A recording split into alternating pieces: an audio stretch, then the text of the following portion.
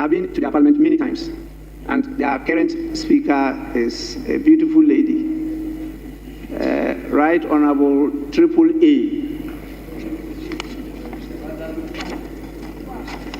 Triple A, Anita Annette Amon. I think in her constituency she is unopposed. They are having elections now, and she is unopposed in her constituency. But the politics in Uganda, even though we are all together in the Commonwealth, has a different type of intensity than ours. And so it's good to have this benchmarking. We have sent our members there, including our staff, from time to time. And I'm sure you know each other. And so please get some time, share your ideas and experiences with them, and learn from them. They have a well-composed, well-structured opposition in that parliament, in spite of the paucity of the strength. But they may also call themselves mighty minority. Please share these practical tools and some of the approaches that we are adopting here. You mentioned them in your speeches on some of the things that we've done and how we have succeeded, even in Ghana, to complete a tenure of a hung parliament, which is not common at all in the world. Wherever you have a hung parliament, they fail to complete it. Even in Ghana, when we had one, it didn't end its tenure. That was what we had in the 1979 to 81 parliament. It was also a hung parliament. Now, the leader of the opposition is accompanied by, as I told you, 5 other members. One is Honorable Helen Nakimu. Yes, that's one of the young ladies here. I'll be talking about the youthfulness of Honorable Comfordoyo soon. And then Honorable Flavia Kalule. We also have Honorable Kawalia Abubakar and Honorable Luimbazi Lalukola. The 5th person is Honorable Mpalani John Paul. Now, the staff, we have the director, Ms. Ruth Ekirapa Biona, and Mr. Al Mivule, who is a public affairs officer. We also have the principal policy analyst, Mr. Sozi Leonard, and the principal admin assistant, Ms. Timu Gibwa Irene. We have an administrative assistant in the person of Ms.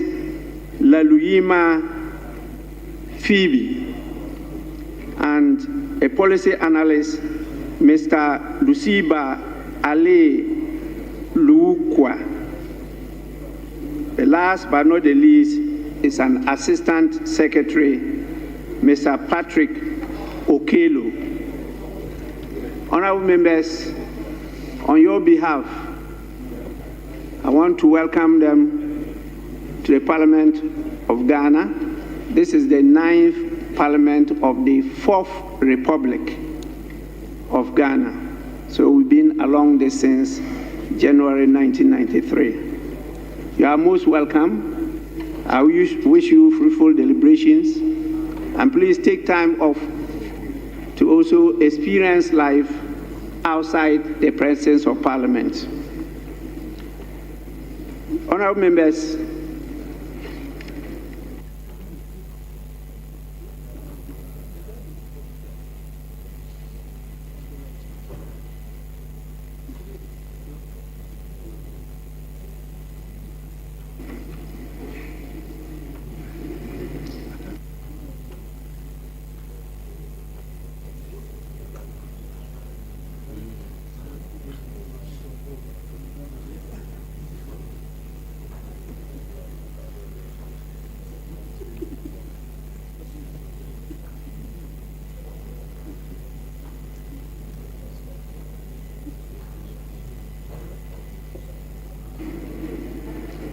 Honorable members, as I stated earlier on, they are to be with us for 1 week. We started yesterday. So I'm reliably informed that they were here yesterday and they were in the bosom of the minority leader, Osahin, for the whole of yesterday. Well, that is the proper thing to do. They are from the opposition. And so the best ally is the leader of the opposition.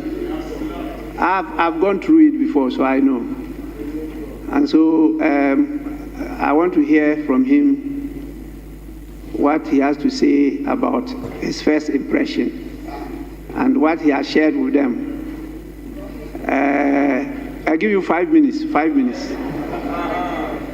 5 minutes. Mr. Speaker, thank you for the opportunity to say a few words. Yes, it is true.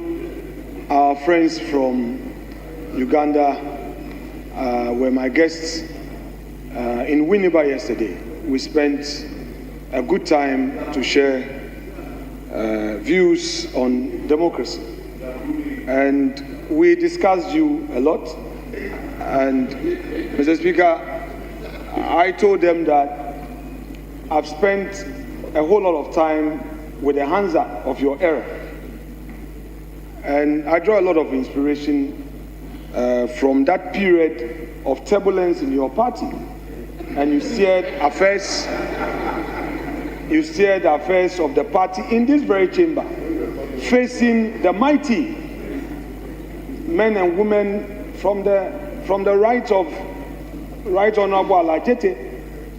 And Mr. Speaker, they were concerned about the 40 years of one-party state where it appears they cannot have a change in government. I told them, well, Ghana started quite rough, and we endured 11 years of dictatorship, military regime, and then even the first 8 years, where we didn't have transparent ballot box, we're using thumbprint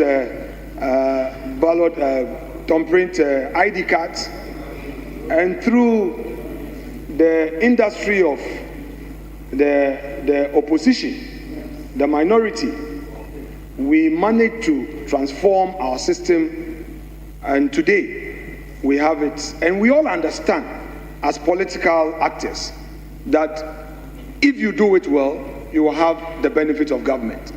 So in Ghana today, we don't need to fight. We need to rely on the rules to show relevance. It doesn't matter the huge numbers, I told them. So, Mr. Speaker, they say they have elections come January 2026. I've wished them well and told the young barrister who is leading the minority, he is 38 years. And I've told him that they need to work hard and use all the tools available. I've shared some important data with them and how we have held our own. And Mr. Speaker, I told them it's about the collective spirit and not the competition amongst themselves. The competition would only divide them, I told them, and how difficult it is to be a minority leader than to be a majority leader. Mr. Speaker, you and I know, the Honorable Ayerga is not part of our club of minority leaders. We know what it is. He's enjoying majority leader. Majority is easy. It's easy to be a majority leader, but to lead the minority, especially when you are few, is difficult.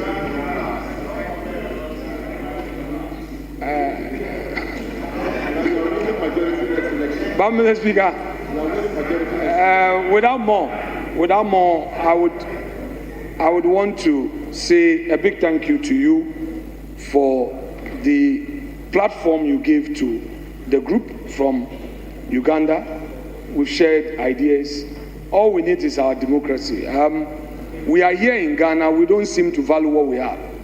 But if you look at the continent, we've really advanced in our efforts. What I think we should do is to strengthen the institutions and make the institutions formidable.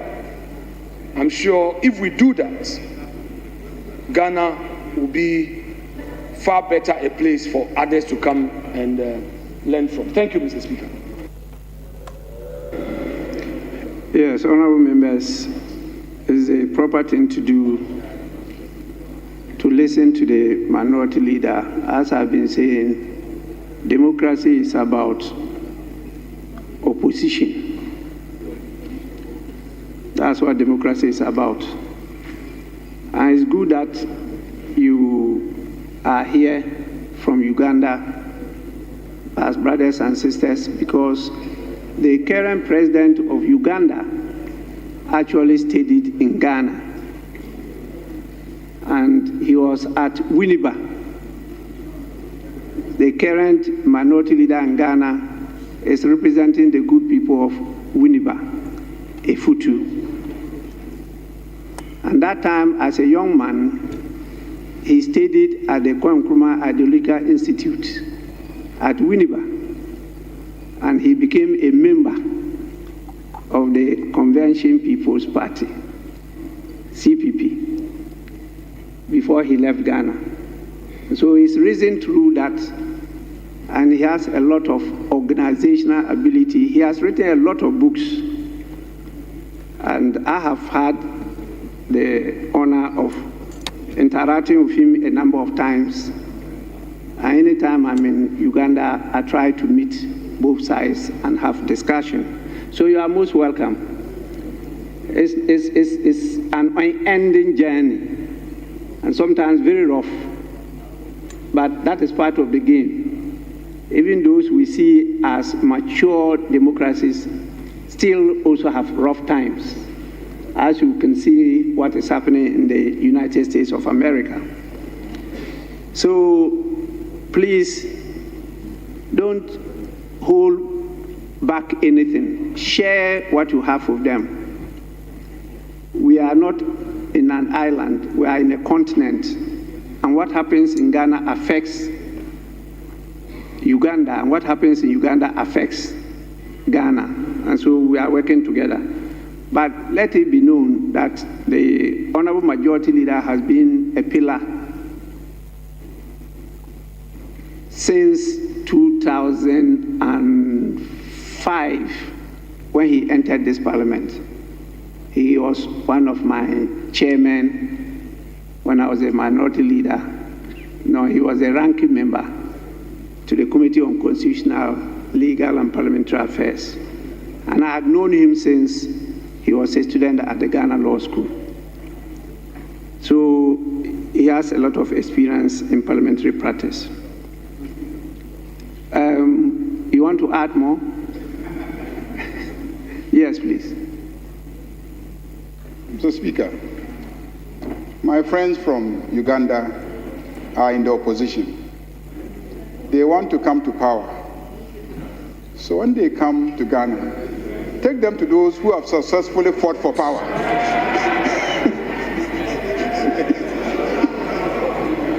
You should refer them to those who have successfully fought and attained power, so that we can teach them how to do it. Not those who left power. Not those who have lost power.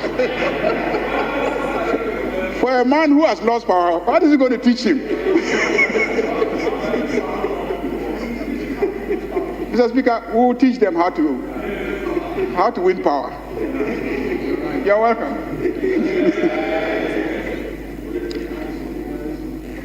I was invited as a resource person to Nigeria when the then ruling party lost power.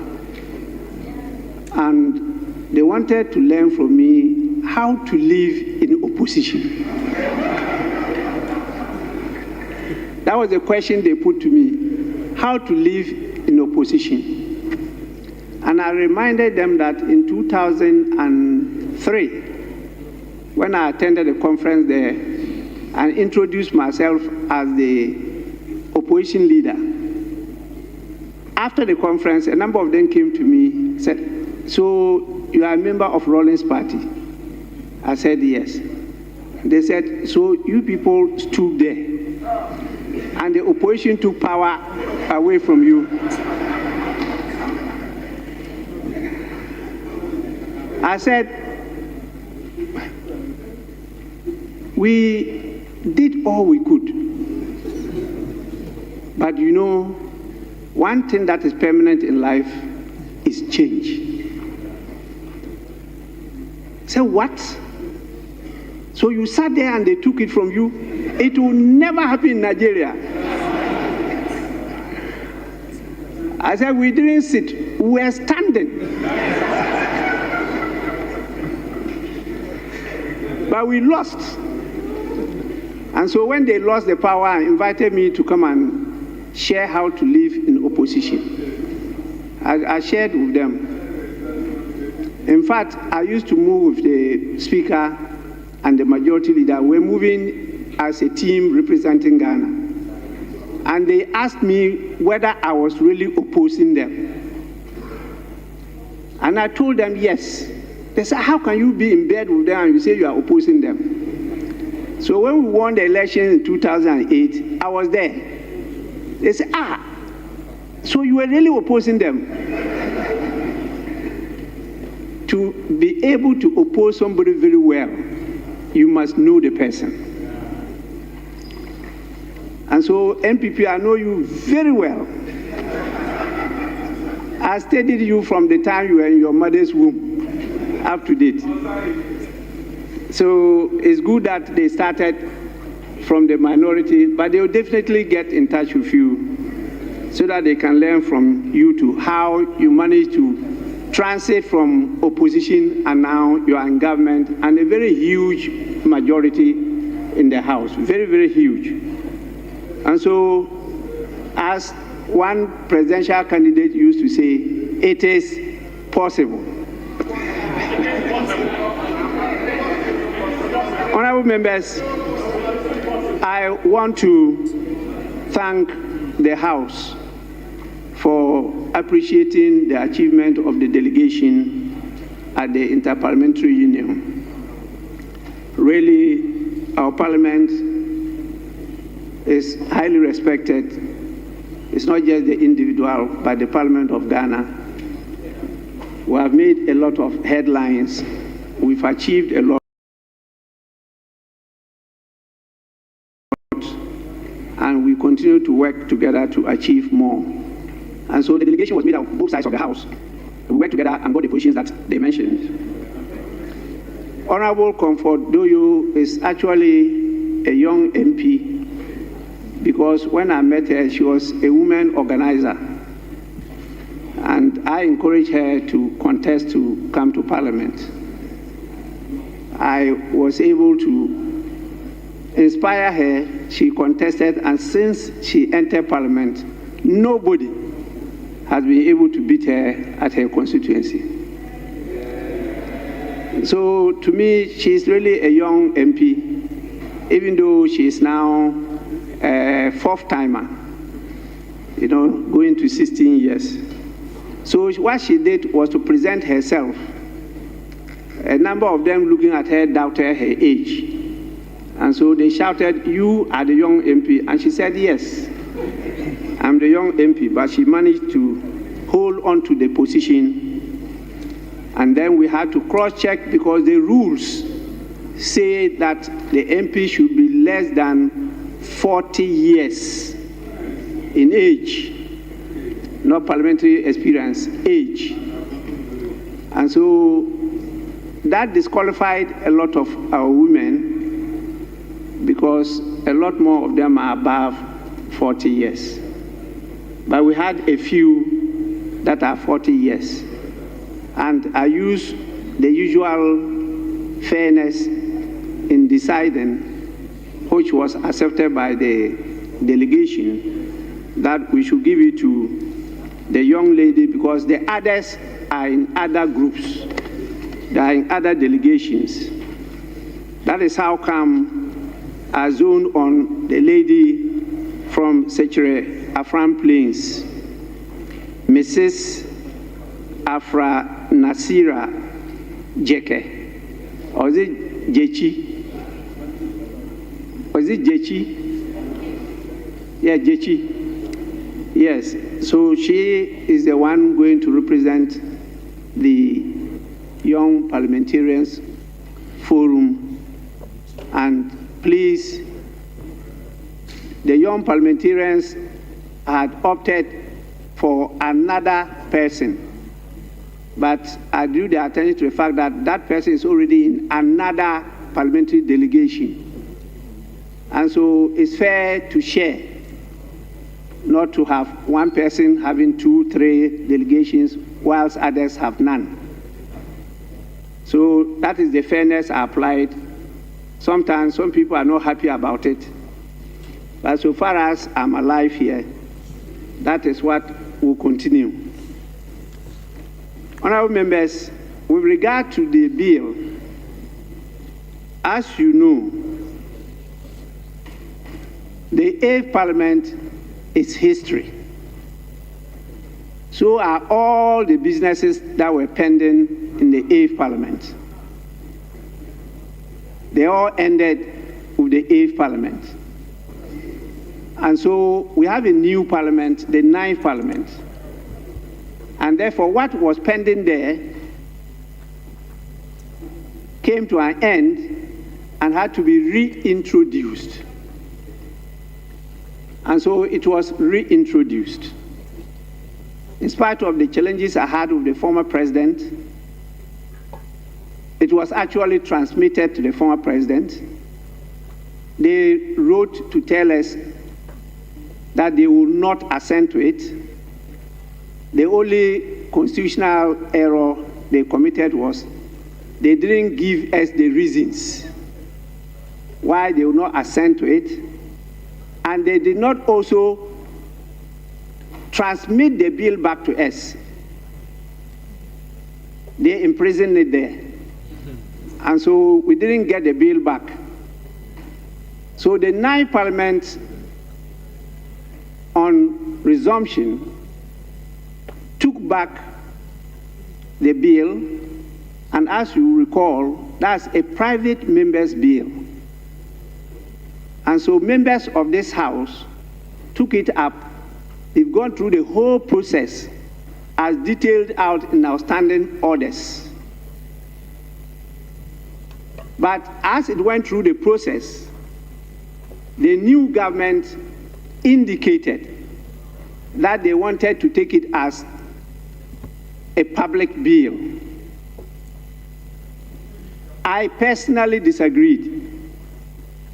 I made it known to His Excellency the President that this is an initiative of our people, the traditional leaders, the religious leaders, civil society leaders.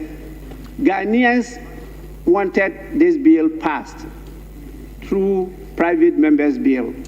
And so be it. We'll process it as private members' bill. Now, the processes had finished, and as you know, it has to come back to the Speaker. You know, our rules have given what the Speaker is expected to do, which I will do before it can be laid in the House. That was not done. And so when it was put on the order paper, I queried it because you haven't heard from me according to the standing order. So that will be done before it's laid before the House. But because a lot of work has already been done, we think that it's going to have smooth process in the House because both sides of the House now support it, and His Excellency the President has given indication that he's ready and willing at any time that is passed by the House to assent to it. Honorable members, this language was proposed by me as the chairman of of the Constitutional and Legal Committee. Initially, our laws were not passed that way. But the 1992 Constitution is clear in its rendition. We had to debate this as to how to couch the intro, or what we call the preamble of the bills. The preamble of the bills, which legally is termed the enacting formula of bills. There was a debate chaired by the then Speaker, D.F. Annan, and I had to propose this, and everybody was convinced, and it's been adopted since then.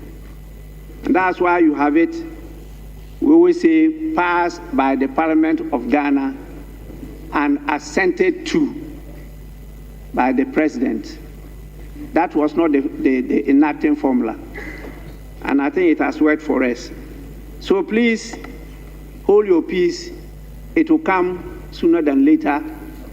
Civil society is getting restless again, but I want to assure them that they know my passion in this matter. And I want to get it properly passed so that implementation becomes easier. There are a few things that our attention has been drawn to, which we will work on together here, so that when we pass the bill, it's a bill that is accepted by all, and we will definitely obey the prescriptions of the bill.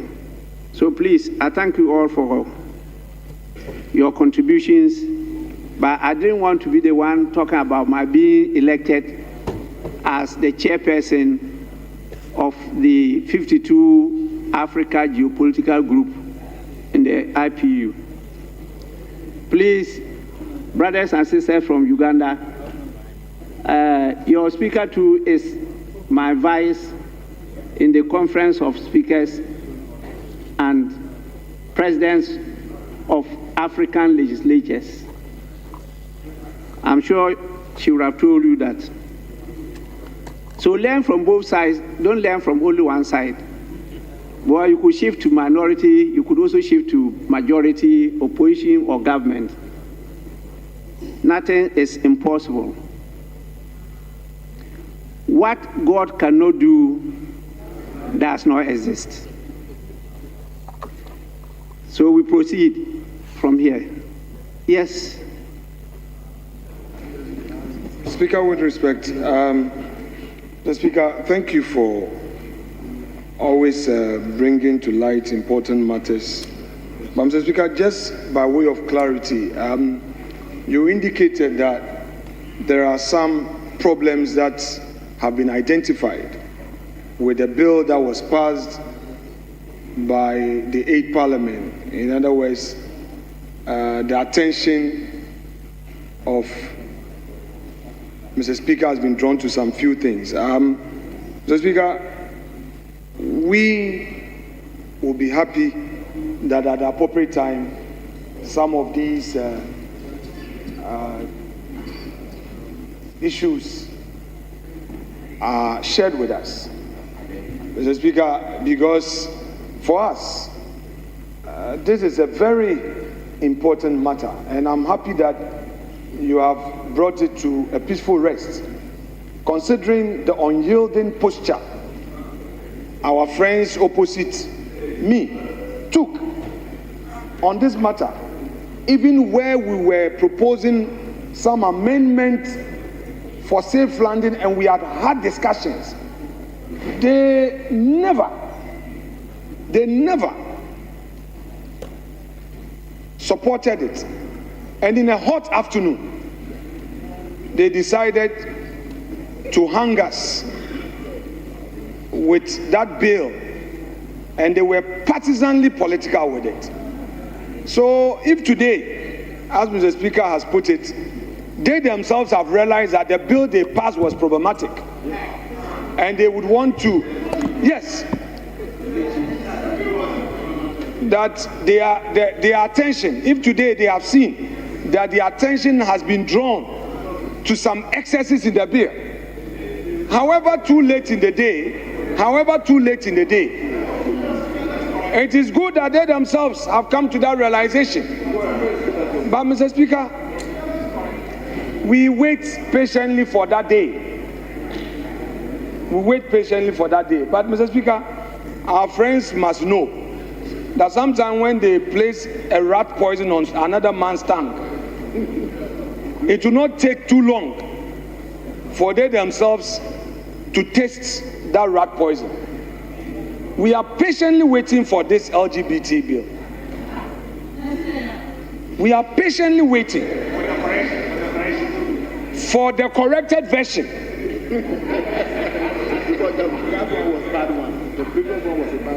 Mr. Speaker, I speak no more. Honorable Minority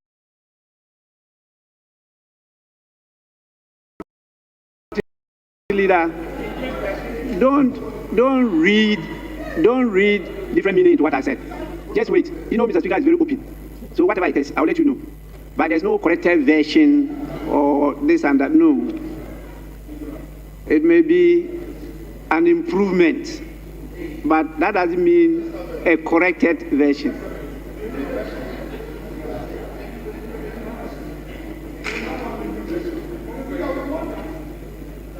I think enough is enough. Mr. Speaker, I would have preferred their old version. Resume your seat. Mr. Speaker, their old version. Resume your seat. Yes, honorable member.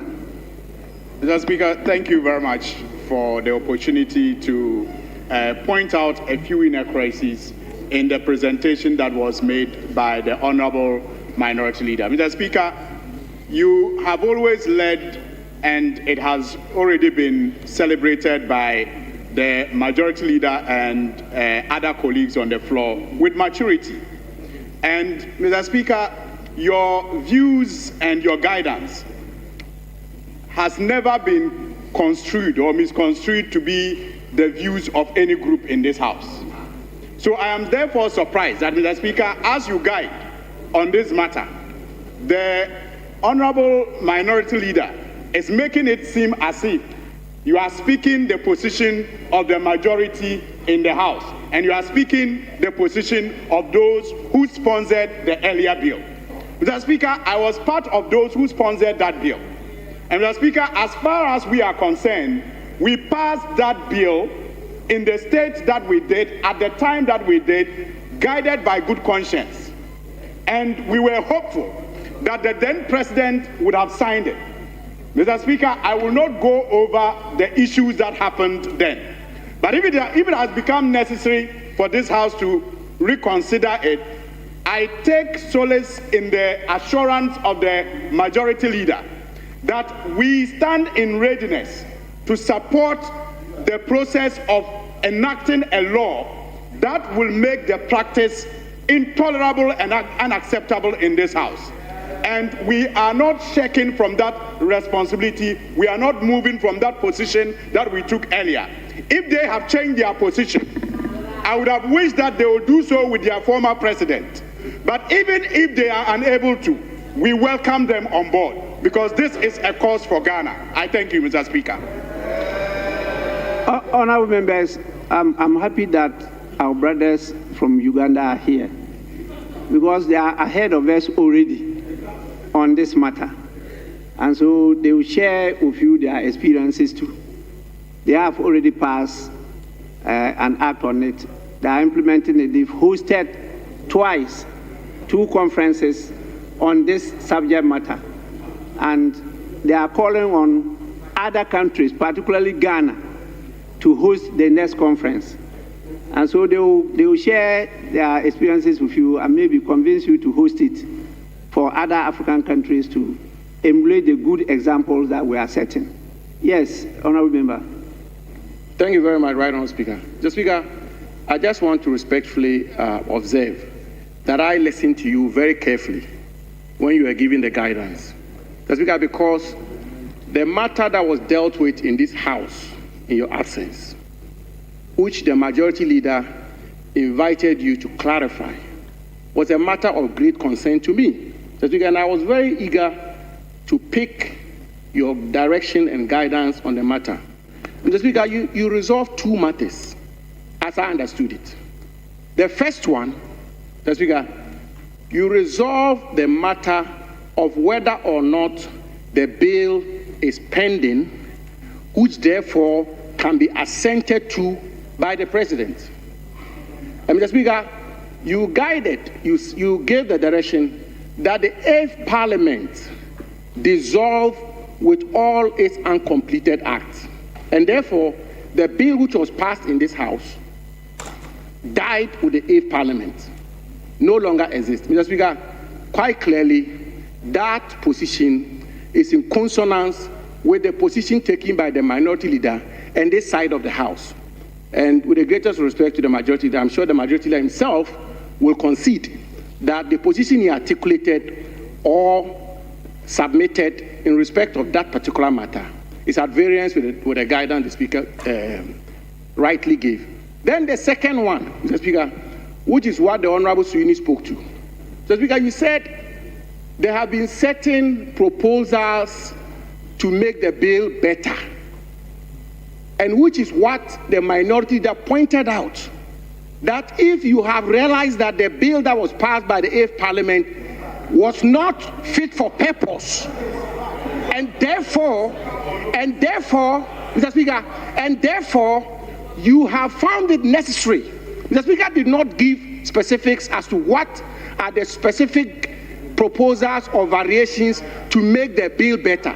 But the point the minority leader made is that there seems to be a certain concession that the bill that was passed by the 8th Parliament was not fit for purpose, and therefore it has been revised for this 9th Parliament to consider it. So, Speaker, it will be very interesting for us to find out what are the specific areas which have been revised. Because, for example, Mr. Speaker, one of the contentious issues which came up in respect of that particular bill was the issue of human rights. So, let me conclude. Honourable Member, we are not debating the bill.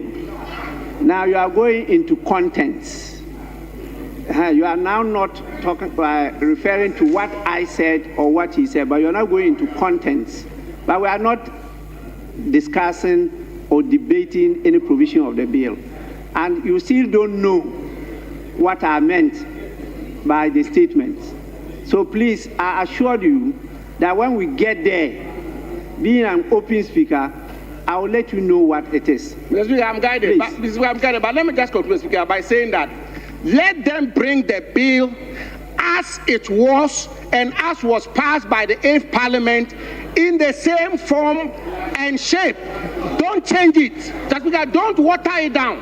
What the Ghanaian people want is to have a law which promotes good sexual conduct in Ghana and which prevents LGBTQ. Don't go and change the 8th Parliament bill.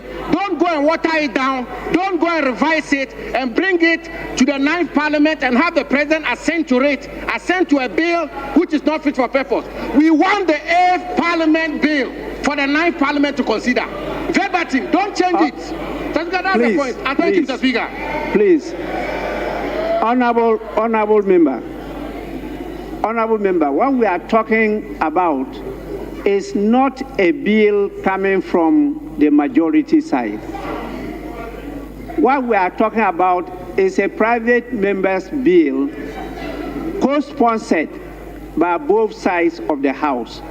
Even in the 8th Parliament, it was co-sponsored by both sides of the House. It was not from one side. It is still the same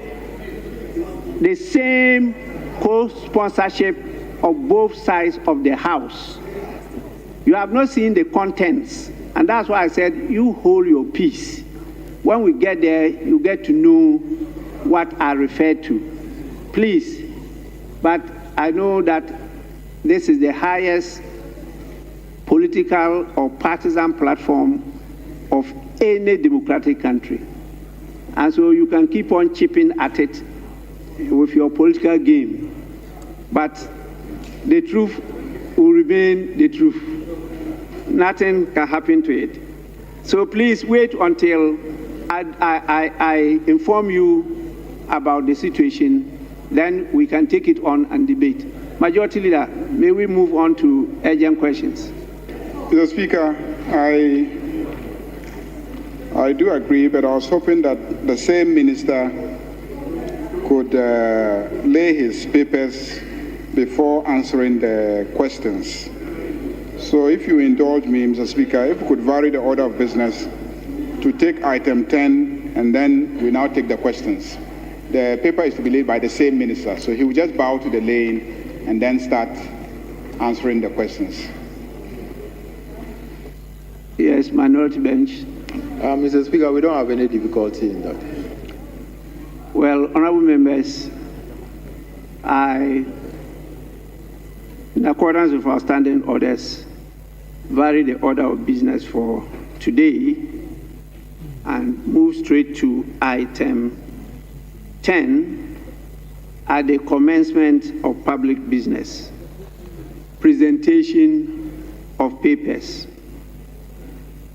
Minister for Health. Annual statement by the Audit Committee of the Pharmacy Council for the year 2024. Annual statement by the Audit Committee of the Nursing and Midwifery Training College, Koforidua, for the year 2024. Honorable members, the two papers, item 10, Roman 1 and Roman 2, are accordingly referred to the Committee on Health for consideration and report to the House. Honorable members, let's now go back to item 7, urgent questions. We have two urgent questions. Standing in the name of the Member of Parliament for Afija, Sechere East, and Lambusi. So we start with the one standing in the name of the Honorable Member for Afija, Sechere East, 7A. Honorable Member for Afija, Sechere East. Honorable members. Mr. Speaker, I'm here. Minority side. Oh.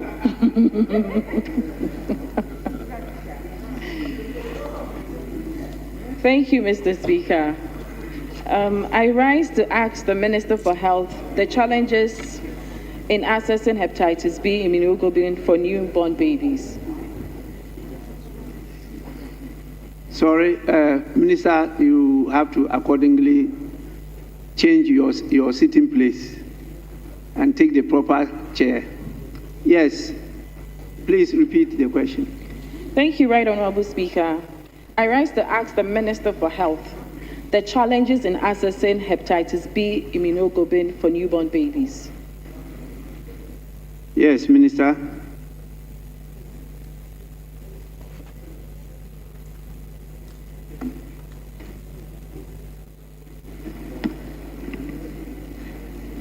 Mr. Speaker, I'm grateful for the opportunity.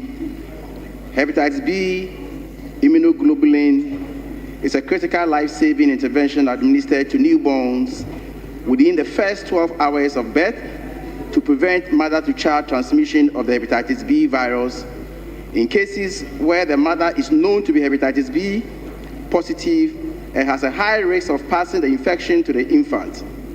The immunoglobulin provides immediate passive immunity, while the newborn also receives the hepatitis B vaccine series, including the birth dose. Combining HBIG with a birth dose of hepatitis B vaccine gives the best protection for high-risk infants. Despite its importance, there are significant gaps in access to HBIG for newborns, as outlined below. 1. Non-inclusion in the National Health Insurance Authority reimbursement list. HBIG is currently not listed among the reimbursable medicines under the National Health Insurance Scheme, limiting its accessibility at the point of care. Limited availability. The product is typically sourced from the open market, while a few regional hospitals maintain limited stocks. Most district-level facilities do not stock HBIG at all. scarcity of vendors. On the open market, only a limited number of vendors supply HBIG, further constraining availability. Information from the Food and Drugs Authority suggests that there are only 2 products currently under registration.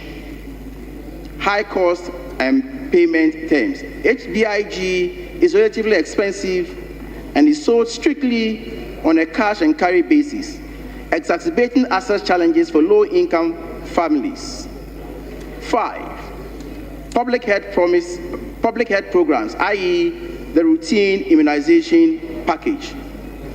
On a positive note, Mr. Speaker, the expanded program on immunization introduced hepatitis B vaccine as a component of the 5-in-1 or pentavalent vaccine in 2002 and is expected to introduce both those of the hepatitis B vaccine in due course, with a routine hepatitis B vaccination schedule continuing from 6, 10, and 14 weeks of age. I thank you, Mr. Speaker.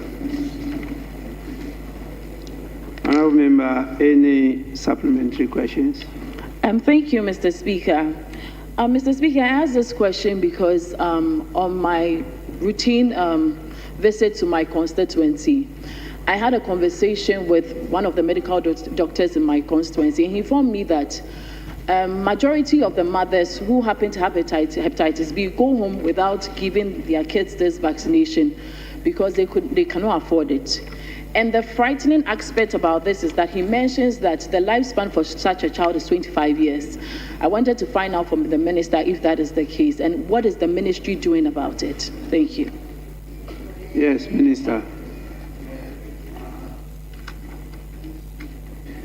Thank you, Mr. Speaker. As I indicated in my response, I agree that it's very expensive in the market, but I can assure you that government is going to include it in the routine or the traditional immunization very soon, very, very soon, maybe first quarter of next year.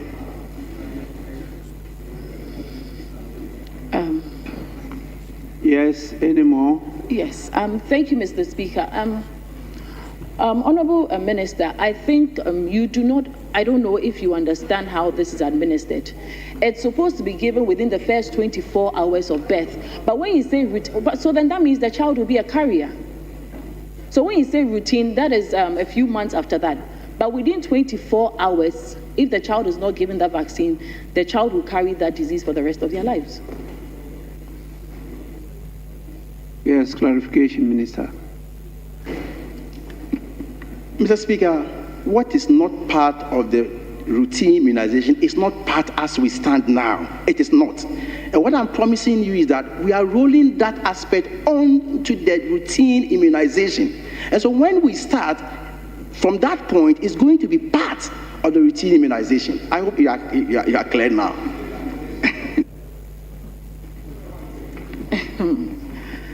Thank you, Mr. Speaker. I think... Please, let her finish her last question. Yes, please.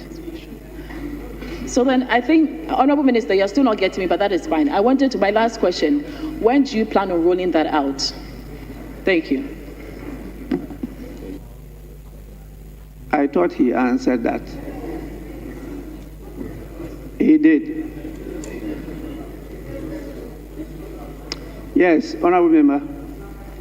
Thank you very much, Mr. Speaker. Mr. Speaker, the minister's answer to the question raised by the honorable member suggests that the cost of this immunization for hepatitis B is expensive, and that due to the cost requirement, most parents are not able to offer that. He again states in his response that government intends to include it in the routine immunization. And he goes further to give us timeline, that first quarter of next year. Mr. Speaker, the question I want to find out from the minister, what has been the analysis of the cost and how will it impact on the health insurance, considering the fact that we are still facing problems with the funding for health insurance, Mr. Speaker? Thank you very much. Honorable members, let me just read a communication from His Excellency the President, dated 24th October 2025. Right Honorable Speaker, absence from Ghana. in accordance with Article 59 of the 1992 Constitution of the Republic of Ghana, I write to formally notify you of my intention to travel outside the country for an official working visit to Bamako, Mali, on Monday, 27th October 2025, and return same day. That was yesterday. Additionally, I'll leave the country on Tuesday, 28th October 2025 for Paris, France, to participate in the 8th edition of the Paris Peace Forum, scheduled to take place from 29th to 30th October 2025. Following this engagement, I will depart Paris on 31st October 2025 for Cairo, Egypt, to attend the opening ceremony of the Grand Egyptian Museum on 1st November 2025. I plan to return to Ghana on 1st November 2025. In my absence, the Vice President, Professor Nana Jane Opoku-Agyeman, shall perform my duties in accordance with Article 68 of the Constitution. Signed, John Dramani Mahama. Honorable members, the second Deputy Speaker to take the chair. Yes, Minister, I'm sure you heard the member loud and clear. Mr. Speaker, since the honorable member is veering into figures, I do not have the figures available at the moment, and he may fire the appropriate,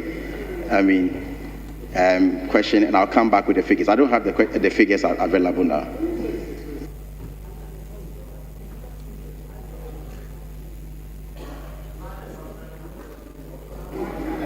Actually, he didn't say the cost.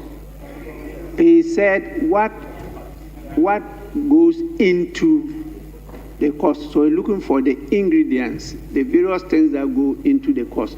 But if it's just how much does it cost, that is specific, then you can give that. But if you say what goes into it, it means you have to analyze and see the elements that come together to make the drug cost that much. I hope I got you clear.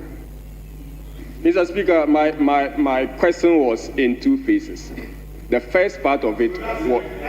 No. The first part of the question... The first part of the question was very clear as to the cost. And the second part was to the analysis of the cost in respect of the health insurance. So that is the second part. So if the minister is telling that he doesn't have the figures and he will provide this house with the figures, it's a very valid answer.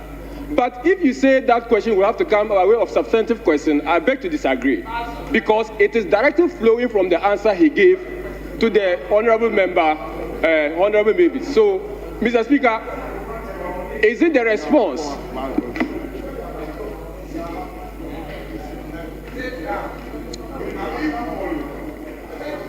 Be standing. This will be standing. Yes. Honorable Minister, You can also stand up. are you saying you should be given time to come back or what? Yeah, Mr. Speaker, I will make the cost available to the House. Well. Let me go to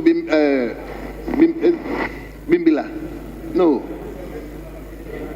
Honorable Yindam. Thank you, Right Honorable Speaker. Mr. Speaker, looking at the birth rates in this country and looking at the cost involved, which you admitted, what step is the ministry taking in between now and the first quarter to assist pregnant women who are unfortunately carriers? Yes, Honorable Minister.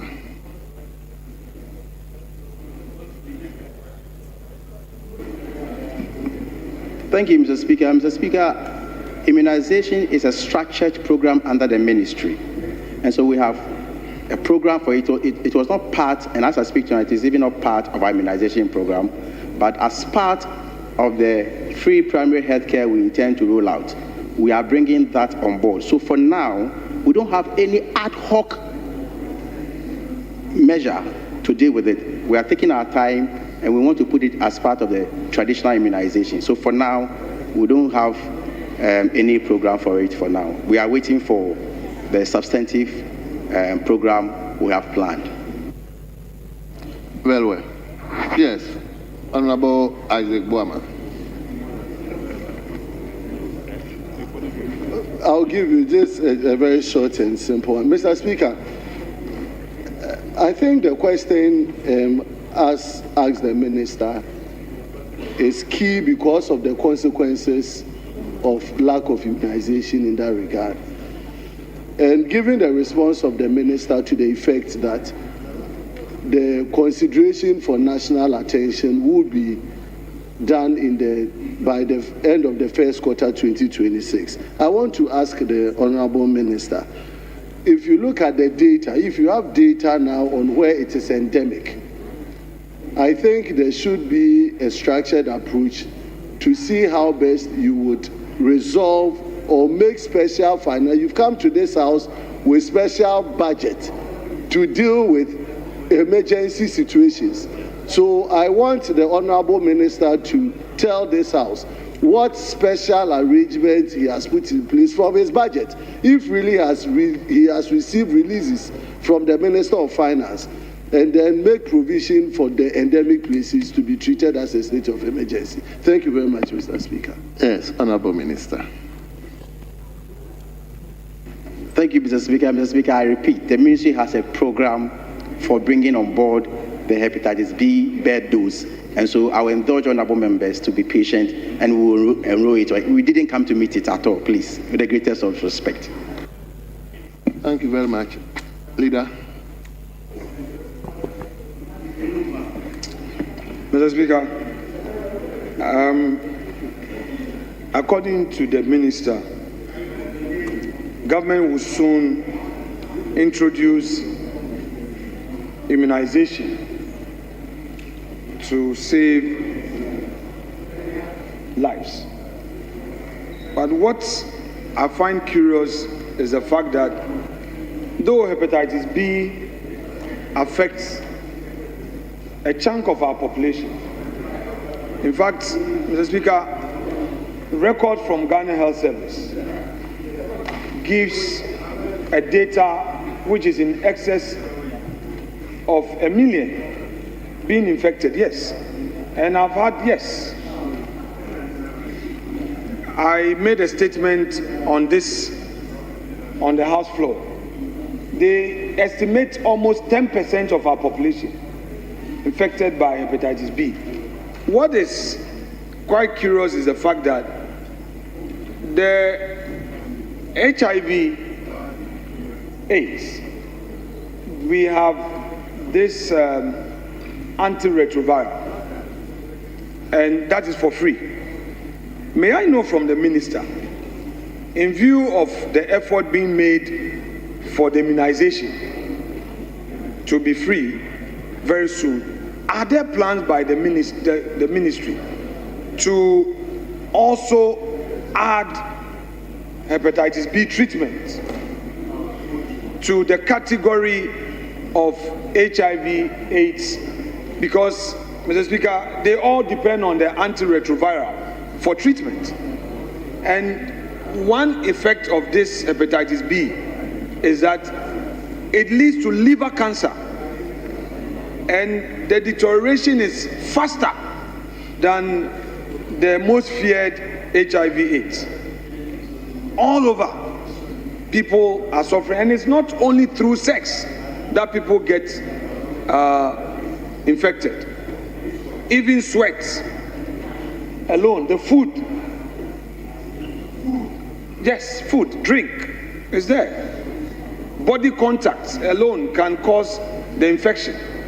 So, Mr. Speaker, can the minister make that disclosure if there is any such plan? Yes, Minister.